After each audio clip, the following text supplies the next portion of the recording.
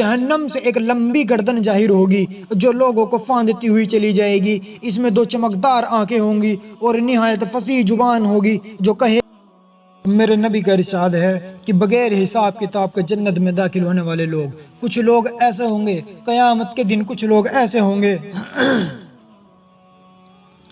قیامت کے دن کچھ لوگ ایسے ہوں جو جنت میں بغیر حساب کتاب کے داخل ہوں گے۔ حضرت آسمہ رضی اللہ تعالیٰ عنہ کہتی ہیں کہ میں نے حضور صلی اللہ تعالیٰ علیہ وسلم سے سنا ہے کہ قیامت کے دن سارے آدمی ایک جگہ جمع ہوں گے اور فرشتہ جو بھی آواز دے گا سب کو سنائی دے گی۔ اس وقت اعلان ہوگا جو سب کو سنائی دے گا، اس وقت ایک اعلان فرمایا جائے گا جو سب کو سنائی دے گا۔ کہاں ہیں وہ لوگ جو ہر وقت تکلیف میں، ہر حال میں اللہ کو یاد کیا کرتے تھے؟ یہ سن کر ایک جماعت اٹھے گی اور بغیر حساب کتاب کے جنت میں داخل ہو جائے گی۔ پھر اعلان ہوگا، کہاں ہیں وہ لوگ جو راتوں رات عبادت کیا کرتے تھے، اللہ کو ذکر میں مشغول رہتے تھے اور ان کے پہلو بستروں سے دور رہتے تھے؟ پھر ایک جماعت اٹھے گی اور بغیر حساب کتاب کے جنت میں داخل ہو جائے گی۔ پھر کہ جب یہ حضرات بغیر حساب کتاب کے چھوٹ چکے ہوں گے تو جہنم سے ایک لمبی گردن ظاہر ہوگی جو لوگوں کو پھاندتی ہوئی چلی جائے گی۔ اس میں دو چمکدار آنکھیں ہوں گی اور نہایت فصیح زبان ہوگی جو کہے گی کہ میں ہر اس شخص پر مسلط ہوں جو متکبر ہو، بدنمازی ہو، اللہ کا نافرمان ہو، نماز ادا نہ کرتا ہو، شیطان کا ساتھی ہو، اللہ کے ساتھ شرک کرتا ہو، اور مجمع میں سے ایسے لوگوں کو اس طرح چن لے گی جیسے جانور دانہ چگتا ہے۔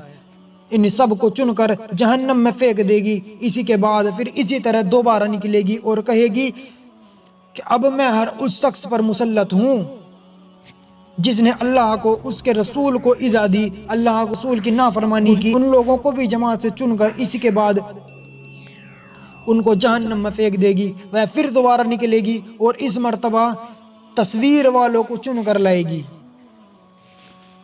اس کے بعد جب یہ تینوں قسم کے آدمی مجمع سے چھٹ جائیں گے تو حساب کتاب شروع ہوگا۔ حضور صلی اللہ علیہ وسلم فرماتے ہیں کہ پہلے زمانے میں شیطان آدمیوں کو نظر آ جاتا تھا۔ ایک صحابہ نے اس سے کہا کہ کوئی ترکیب ایسی بتا کہ میں بھی تجھ جیسا بن جاؤں۔ حضور صلی اللہ تعالیٰ علیہ وسلم فرماتے ہیں کہ پہلے زمانے میں شیطان آدمیوں کو نظر آ جاتا تھا۔ ایک صحابہ نے اس سے کہا کہ کوئی ترکیب ایسی بتاؤ کہ میں تجھ جیسا ہو جاؤں۔ شیطان نے کہا کہ ایسی فرمائش آج تک مجھ سے کسی انسان نے نہیں کی۔ شیطان نے پوچھا کہ تجھے اس کی کیا ضرورت ہے، کہ تجھے اس کی کیا ضرورت پیش آئی؟ انہوں نے کہا کہ میرا دل چاہتا ہے۔ تو شیطان نے اس بات پر کہا کہ اس کی ترکیب یہ ہے کہ نماز میں سستی کر اور قسمیں کھانے میں ذرا پرواہ نہ کر، جھوٹی سچی ہر طرح کی قسمیں کھایا کر۔ ان صحابہ نے کہا کہ میں اللہ سے عہد کرتا ہوں کہ کبھی نماز نہ چھوڑوں گا اور کبھی قسم نہ کھاؤں گا۔ شیطان نے کہا کہ تیرے سوا مجھ سے چال کے ساتھ کسی نے کچھ نہیں لیا، میں نے بھی عہد کر لیا کہ آدمی کو کبھی نصیحت نہیں کروں۔